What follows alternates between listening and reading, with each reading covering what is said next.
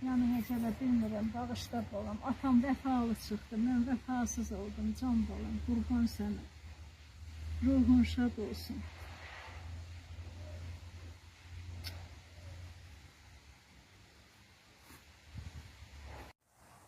İrfan ana, hal-hazırda biz Şəkidə yerləşən qəbirstanlıqdayıq və Hə. sizin övladınız da şəhidimiz Mayor Xəyal Məmmədov da burada dəfn olunub. Bəli.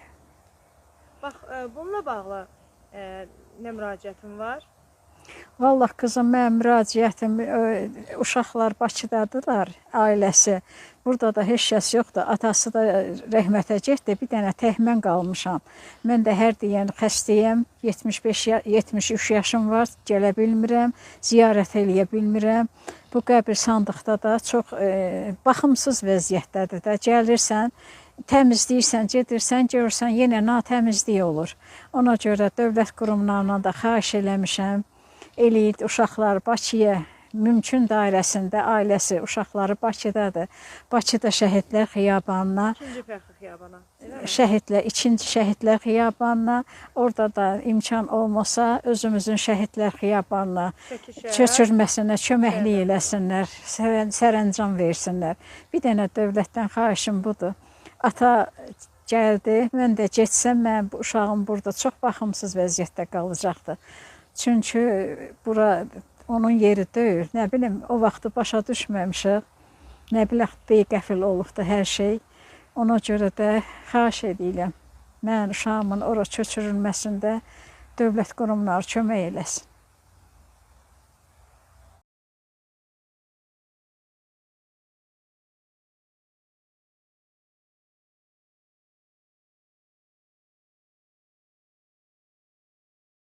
Mən Məmmədova Royalə, şəhid mayor Xəyal Məmmədovun həyat yoldaşıyam. Ümumiyyətlə, hərbiçi ailəsi olmaq çox böyük məsuliyyət tələb eləyən, çox böyük məsuliyyətdir, belə deyərdim. Necə ki, hərbiçilər mərd olurlar, hərbiçilərin ailələri də mərd olur. Şəhid ailəsi statusu çox ağır, həm də ki, çox məsuliyyətli bir statusdur. Və belə bir qəhrəmanın həyat yoldaşı olduğuma görə də mən qürur hissi duyuram. Əlbəttə ki, həm bizim üçün ən böyük belə deyərdim, itkidir və həm də ən böyük qürurdur. Biz də çalışırıq ki, həyatımızı, xəyalın adını bundan sonraki həyatımızda layiqincə yaşadaq. Yəni, bunu özümüzə bir borc bilirik, çünki biz xəyal əmanətləriyik. Xəyal bəylə sağlığında daha çox hərbiçi olduğuna görə müxtəlif rayonlarda yaşamısınız. Və ümumiyyətlə deyək ki, bu sizə nə qədər rahatçılıq gətirir? Yəni, o rahatçılıqla siz ailənizlə bir yerdə nə dərəcədə öyrəşmişsiniz? O hərbi hissələrin yerləşdiyi bir ərazidə yaşamaq, hərbiçi ailəsi olmaq? Əlbəttə ki, şəhərdə böyüyən bir qız üçün birdən-birə başqa rayonlarda olmaq, yarı şəraitli, yarı şəraitsiz evlərdə yaşamaq əlbəttə ki, çətin idi. Amma insan ailəsi ilə olanda hər bir çətinliklərin öhdəsindən gəlir. Xəyal, bilirsiniz, hal-hazırda həyat yoldaşı olaraq vicdanım biraz rahatdır. Çünki özümü düşünürəm ki, mən Xəyalı heç vaxt tək qoymamışam. O hara gedibsə, harada xidmət eləməklə asılı olmayaraq, istər ön xəttdə, istər arxada, fərqi yoxdur. Həmişə mən də, övladları da onun yanında olmuşuq. Yəni, rahatçılığınızı düşünməmisiniz? Xeyr. Hər zaman onun yanında. Komfortunuzu düşünməmisiniz? Xeyr. Sadəcə olaraq hərbiçinin yanında olmuşsunuz? Bəli, bəli. Bəlkə də mən Xəyalın yanında olmasaydım, yəni ailə həyatımız dövründə, hal-hazırda böyük bir vicdan əzabı çəkərdim ki, o ailə həsrəti çəkdi, övlad həsrəti çəkdi, son anlarında biz onun yanında olmadıq. Amma indi bu az da olsa mənə təsəllidir ki, biz axıra qədər bir yerdə olduq. Yəni, heç vaxt ondan ayrı qalmadıq. Əlbəttə ki, çətin idi, amma hərbiçi ilə ailə quran hər bir qadın bunu nəzərə alır ki, bunun çətinliyi var. Bəli. Xəyal Məmmədov ümumiyyətlə müharibə dövründə məzuniyyətdə olub, bildiyimiz qədər. Çünki anası da belə məlumat verdi. Və onu döyüşə aparan nə oldu? Ümumiyyətlə, onun döyüşə getməyinə səbəb nə oldu? Döyüşlərə qatılmağına səbəb nə oldu? İlk öncə bunu deyim ki, Xəyal vətənini, işini çox sevən bir zabit idi. Həqiqətən də işinə çox bağlı idi. Onun daxili dünyası tam fərqli idi. Mən hər zaman ona deyəndə ki, Xəyal, özünü başqa hansı peşədə təsəvvür edirsən, o deyirdi ki, mən hərbidən başqa peşədə özümü təsəvvür edə bilmirəm. Əlbəttə ki, müharibə başlayanda, bununla bağlı mən nələrsə eşidəndə, ona deyəndə o israrla təkzib edirdi ki, belə bir şey yoxdur. Biz məzuniyyət götürdük, həmişəki kimi yenə getdik Şəkiyə və bildirdi ki, artıq həmin anda müharibə başladı. Füzuli ilə o tez-tez əlaqə saxlayırdı, iş yoldaşları ilə, oradakı tanışları ilə və hiss olunurdu ki, yəni çox qanı qara, bikef formada olurdu və dedi ki, mən getməliyəm. Siz burada qalın, biraz havanız dəyişsin, uşaq burada məktəbə getsin, mən gəlib sizi aparacam. Amma əslində o müharibəyə getdi və məzuniyyətini belə deyim, yarımçıq saxladı və Füzuliyə qayıtmalı oldu.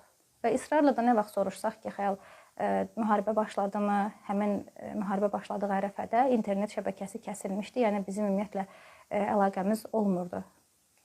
Yəni oradakı vəziyyət barəsində çox şeyi bilmirdik. Elə həmişə deyirdi ki, mən arxadayam, narahat olma, burada nə var ki, heç nə yoxdur. Bizim güclü ordumuz var, yəni qorxası heç bir şey yoxdur. Amma bunlar deməyinə baxmayaraq, sən demələ Xəyal həmin ərəfələrdə ön xəttdə olub, tabor komandiri olmağına baxmayaraq, hər zaman öz əskərlərindən, döyüş yoldaşlarından irəlidə gedən olub. Ümumiyyətlə, Xəyal Məmmədovu bizim cəmiyyət necə tanımalıdır? Yəni, hansı fərqli xüsusiyyətləri olub ki, o daha çox vətənə bağlı olub? Xəyal Məmmədovu daha vətənpərvər, daha çox vətənini sevən, mərd insan kimi hamı tanımalıdır. Yəni, bu öz şirin canını vətənə qurban verməklə də hamıya sübut etmiş oldu. Xəyal həqiqətən də qəhrəmandır. Mənim yoldaşım əvvəl tək ailəmizin qəhrəmanı idisə, mənim qəhrəmanım idisə, indi bütün ölkənin qəhrəmanıdır. Yəni, ümumiyyətlə, Xəyalın timsalında bütün şəhidlərimiz indiki gənclərimizə, gələcək nəsillərimizə çox böyük bir örnəkdir. Xəyal elə bir iz qoyub getdi ki, yəni bu iz heç vaxt silinməyəcək. Xəyal Məmmədovun döyüşçü yoldaşlarına yəqin ki, həmsöhbət olmusunuz. Yəni, üstündən 5 il keçib və istərseniz bu 5 il ərzində dəfələrlə yəqin ki, müəyyən bir məclisdə, tədbirlərdə siz görüşmüsünüz. Bax, onun döyüşləri barədə hansı xatirələrini sizlə bölüşüblərmi?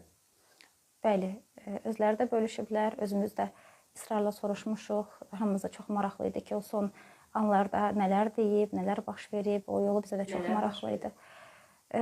Xəyal hərbiçi olmaqla yanaşı, həm də çox, bilirsiniz necə, həm mərd insan idi, həm də çox mərhəmətli insan idi. Son yeməyini, son çörəyini əskərinə verib, onun, məsələn, müəyyən branjileti olub, o branjiletini əskərinə verib, yatdığı çadırı əskərinə verib. Məsələn, bunların heç birisini biz bilməmişik döyüş vaxtı ərzində. Amma onun o döyüş yoldaşları, o tabeliyində olan əskərlər elə şeylər danışırdılar ki, yəni mən dəhşətə gəlirdim onun qəhrəmanlığının qarşısında. Onları bizlə də bölüş, bizim izləyicilərin də bilməyə haqqı var. Məsələn, döyüş taktikasını çox dəqiqliklə yerinə yetirib. Məsələn, ayağa qalxaraq generala yarım saat ərzində dayanmadan düşmənin koordinatlarını verib. Yəni, bu çox böyük cəsarət tələb edən bir şey olub. Həyatını risk ataraq bunları edib. Dediyim kimi, öz son yeməyini əskəri ilə paylaşıb. Baxmayaraq ki, öz də döyüş bölgəsindədir, baxmayaraq ki, öz də çətin vəziyyətdədir. Ancaq öz yatdığı yataq çadırını, yeməyini, qaskasını, hər bir şeyini əskərləri ilə paylaşıb. Yəni, o qədər mərhəmətli insan idi. Tabor komandiri idi, amma onun döyüş yoldaşları deyir ki, bizim komandirimiz hər zaman irəli gedin deməyə əvəzinə arxamca sözünü deyirdi. Yəni, bu elə belə bir şey deyil. Çünki hər zaman onların təhlükəsizliyini qoruyurdu. Bəli. Elə bu baxımdan da əskərlərin bəziləri, bəzi videoçaxların altında yazılan rəylərdən birində deyilirdi ki, bizim tabor heç vaxt nə qədər ki, Xəyal Məmmədov sağ idi, bir şəhid verməmişdi. Bir nəfər hamı sağ-salamat idi. Nə qədər ki, o bizim üstümüzdə idi, komandirimiz idi, Xəyal Məmmədov, bir şəhidimiz yox idi. Ta ki, özü şəhid olana qədər. Bəs ümumiyyətlə belə deyək də, onun şəhid olma anına necə deyiblər sizə? Necə olub ki, şəhid olub? Hansı torpaqda şəhid olub Qarabağımızı? Xəyal, deməli, Hadrut, Füzuli, Zəngilan, Cəbrayıl bu istiqamətlə üzrə gedən döyüşlərdə iştirak edib, qəhrəmanlıq göstərib. Sonda isə Qubadlıya daxil olublar. Onlar deməli, hətta belə deyərdim ki, Qubadlıya ilk daxil olan hərbiçilərimizdən olub. Qubadlı şəhərinin özünə 4 kilometr qalmış, snayperdən açılan atəş nəticəsində şəhid olub oktyabrın 20-si. Oktyabrın 20-si, yəni heç cür ümumiyyətlə xəyalla bir neçə gün idi ki, bizim əlaqəmiz yox idi. Telefonuna zəng çatmırdı. Döyüşə getməzdən öncə biz ona bildirdik ki, mən hətta dedim ki, xəyal öz telefonuna zəng çatmasa belə, heç olmasa bir nəfərlə bizə bir xəbər ötür, biz səndən narahat qalmayaq. Ayın 20-si ümumiyyətlə xəyaldan biz xəbər ala bilmədik, amma oktyabrın 20-si, bəli, amma insanın içində böyük bir narahatlıq hissi var idi. Amma oktyabrın 19-u günü bir zəng gəldi axşam qaynanama. Tanımırdıq kimdir, xəyalın döyüşçüsü olub. Dedi ki, bəs anam narahat olmayın, komandirimiz yuxarıdadır, 3 günə aşağı düşəcək və özü sizə məlumat verəcək. Mən də aşağı gəlmişim onun bəzi tapşırıqlarını yerinə yetirməyə. Yəni, xəbər göndərməyimizsə dedi ki, ailəmə xəbər verin, hər şey yaxşıdır, narahat olmasın. Oktyabrın 19-u günü. Və xəyaldan aldığımız son məlumat demək olar ki, bu idi. Oktyabrın 20-si isə tamamilə, təsəvvür edin ki, səhər yuxudan durandan gecənin yarısına qədər ancaq işimiz xəyala zəng etmək idi. Bütün ailəsi, qohumlar, xəyalı tanıyan, bilən hamı və heç cür artıq ondan xəbər ala bilmədik. Sən demələ, xəyal həmən günü şəhid olub. Və oktyabrın 21-i artıq çox belə, necə deyim sizə, havanın da çox qaramat bir vaxtı idi. Qaynımın bir dostu gəldi, iş yoldaşı gəldi. İçəri girir, oğlan nəsə deməyə çalışır.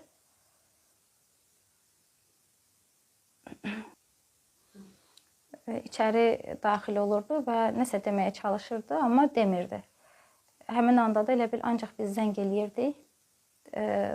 Qaynatam da soruşurdu ki, bəs nə olub, nə baş verib, oğlan deyə bilmirdi. Sən demə artıq qapıdan, çöldə, qohumlardan hamı bilir bu məlumatı. Yəni, bircə bizdən heç kəs o cəsarəti tapa bilmirdi ki, bizə bu məlumatı versin. Sonra elə oldu ki, artıq birdən elə bil ki, bilirsiniz necə, mən otağıma qalxanda qaynanamın vahiməli bir qışqırtısını eşitdim. Yəni, həmən günü mən yadıma salanda, o günü bir təzədən bir də yaşayıram. Düşdüm aşağı ki, bəs nə olub ayımama? Dedi ki, mən nəsə hiss edirəm. Bu oğlan nəsə xəbər gətirən oğlana oxşuyur. Nəsə olub da xəyala. Oğlana yaxınlaşdım ki, bəs deyin, görüm nə baş verib. Biz bilmək istəyirik. Oğlan heç nə deyə bilmədi ki, bir-birini sakitləşdir, bacına rahat olma, hər şey yaxşıdır. Qaynatama yaxınlaşdım ki, nə olub? O da heç nə demədən sadəcə başını belə yellədi. Artıq məni aldatdılar ki, qonşuya şəhid gəlir. Dedim, bəs çöldə niyə insanlar var, niyə yığılıb hamı?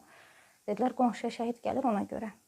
Amma heç qonşuya gəlmirdi şəhid. Artıq qaynamın o səsini, qışqırtısını eşidəndən sonra qonşular, qohumlar hamısı ağlaya-ağlaya içəri daxil oldular. Artıq onda hiss elədim ki, bir tərəfim tamamilə qurudu. Bir də nə deyə bildim ki, xəyal nə olur, ölmə. Və həmin anda gördüm ki, Aylinlə Selin bəlkə əllərində oyuncaqları var idi. Onu qucaqlayaraq mənə baxdılar ki, ana, atamız ölüb. Selinin onda 4 yaşı var idi, Aylinin isə 6 yaşı var idi. Və həmin anda sanki yuxudan ayıldım ki, bu uşaqlara mən necə olacaq, bundan sonraki həyatım necə olacaq, uşaqlar necə olacaq, onlara mən nə cavab verim. Və sadəcə onlara, qonşulara dedim ki, uşaqları götürün buradan. Və həmən günü xəyalın tabutu gəldi, bayrağa bükülmüş formada. Yenə də inana bilmirdim. Deyirdilər, gətirirlər xəyalı, artıq ısrarla telefonuna zəng edirdim ki, bəlkə yanlış məlumatdır, bəlkə səhv salıblar, ola bilər, qarışıqlıqdır, izdihamdır, necə ola bilər? Mən sırağa gün bu insandan xəbər eşitmişəm, xəbər almışam, 17-si günü danışmışam. İnsan heç cür nə inana bilmir, nə də qəbul edə bilmir. Yəni, baxmayaraq ki, hazırda 5 il keçib, biz hələ də onun yoxluğunu qəbul edə bilmirik. Xəyal Məmmədov şəhid olandan sonra vaxtı ilə hərçi işlədiyi vaxtı qaldığınız ev ki var idi. Ora getdinizmi heç sonralar? Xeyr, oraya getmə cəsarətini özümdə tapa bilməmişəm. Şəhid olduqdan sonra bir dəfə əşyaları yığmaq üçün getmişəm. Ancaq ondan sonra gedə bilməmişəm. O əşyaların içində daha qiymətli, daha dəyərli, daha yəni Xəyal Məmmədovun bir daha şəhidliyini sübut edəcək Nələr tapdınız, nələr gördünüz ki, məsələn, sonradan bunu siz tapdınız? İnanırsınız, qapını açıb içəri girəndə elə hiss elədik ki, elə bil xəyal içəridədir. Maşın içəridə, necə ki elə qoyub getmişdi, biraz xarakterci dağınıq insan idi. Paltarları yuyub asıb ipdən, ayaqqabıları qapının ağzında, içəri qapını açdım ki, dəsmal qapıda. Elə bilirdim ki, hansısa bir otaqdan xəyal çıxacaq, bəlkə də həmin o xəyalın tabutunu qarşıladığım gündən də daha ağır idi mənə həmən gün. Yəni onunla birlikdə getdiyimiz evə, tamamilə yad bir yerə, mən artıq onsuz gedirəm və əşyaları yığmaq üçün gedirəm. Əslində hər birisi dəyərli idi. Sadəcə olaraq orada stolun üstündən biz xəyalın məktubunu tapdıq. Yəni bu məktubu xəyal yazıb qoymuşdu, hansı ki yazıb ki, mən gedirəm vətəni qorumağa, müqəddəs vəzifəmin icrasına, ailəm və övladlarım Allaha əmanət olsun, hər kəs haqqını halal etsin, vətən sağ olsun. Zəhmət olmasa, əl yazması ilə.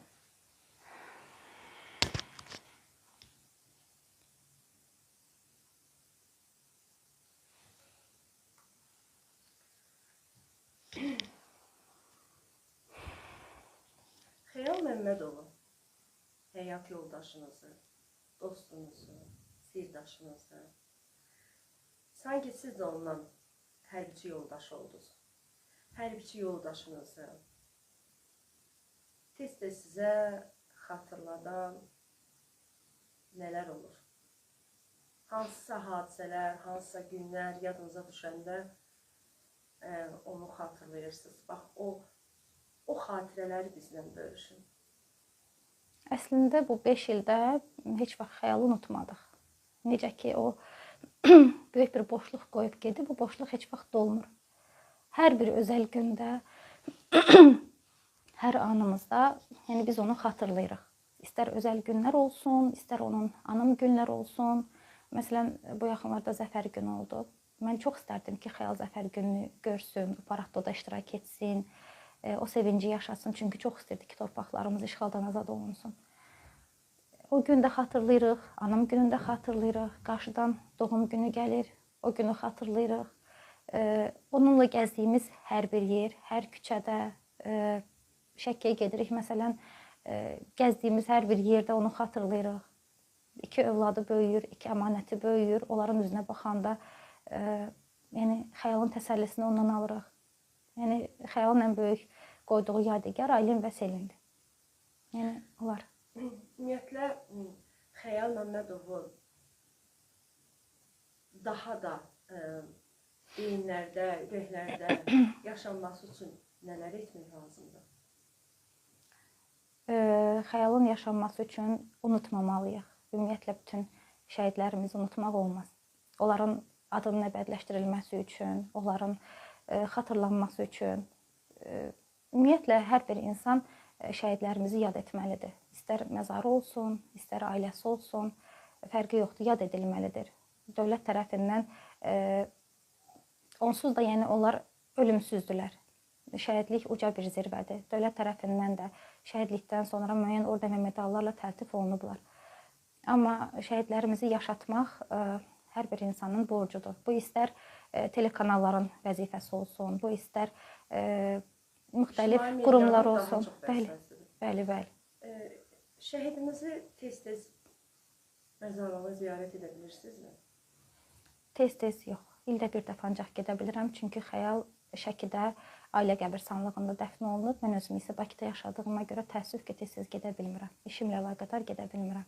Və ümumiyyətlə şəhidimizi daha çox Şəhidlər Xiyabanda, Fəxri Xiyabanda bir daha olması sizi də narahat etmirmi? Yəni bu məsələ sizi də narahat etmirmi?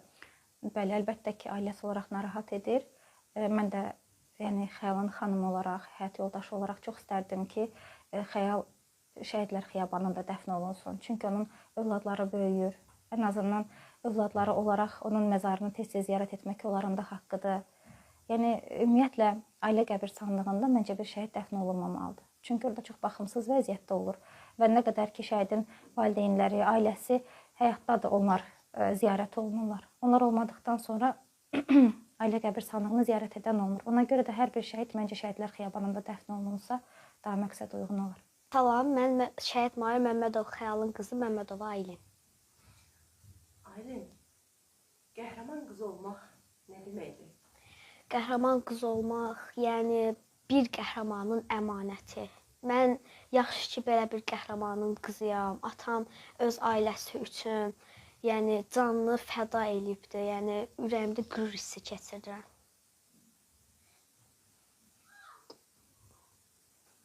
Neçə sinifdə oxuyursan? 6-cı sinifdə. Bax, məktəbdə də yəqin ki, səni bir qəhrəman qızı kimi tanıyırlar. Bəli. Bax, ən azından qəhrəman qızı olmaq sənə nə qədər dəstək verir, nə qədər qürur verir. Çox. Ən azından bax, atanla bağlı yəqin ki, xatirələr də var. Bəli. Bax, o xatirələrdən hər hansı biri sən bizlə bölüşə bilərsən? Atanla bağlı. Məsələn, atanla birgə, məsələn, məktəbdən sonra sizin dərslərə necə kömək eləyirdi, məktəbdən sonra necə vaxtınızı keçirirdiniz? Əslində atam işləyirdi, yəni evə qayıdanda çox gec qayıdırdı. Mən məktəbdən qayıdanda atam evdə olmurdu. Amma sadəcə bunu deyə bilərəm ki, məsəl üçün hər dəfə mən evdə olanda atam həmişə işdən gec qayıtsa da əli boş qayıtmırdı. Hər dəfə əlində hədiyyələr olurdu, onlar da bizə verirdi və biz də yəni çox xoşbəxt olurduq, sevinirdik bacımla bir yerdən. İşdən qaydanda nə qədər gec olsa da, özü nə qədər yorğun olsa da biz atamıza deyirdik ki, gəl bizimlə yəni oyun oyna balacalıq vaxtlarımızda. Atamız bizim qəlbimizi qırmırdı, gəlib hər axşamlar bizimlə oyun oynayırdı. Yəni atamız ikimiz də çox sevirik. Çox darıbsan atan üçün. Bəli. Bax, hal-hazırda məktəbdə də hər hansı bir yarışlar olanda, belə bilik yarışları falan keçiriləndə, yəqin ki, və yaxud da tədbirlər olanda, yəqin ki, iştirak etmirsən, fəal qızsan. Çox sağ ol.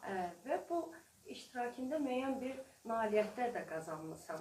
Bu nailiyyətləri qazananda ümumiyyətlə atanla həmsöhbət olmusan, ruhən ki, atan şəhid olandan sonra. Bax, bu nailiyyəti sənə həsr edirəm. Necə bir hissi, bir onu paylaş görək bizimlə. Çox belə kədər hissi keçirirəm, qürur, necə deyim,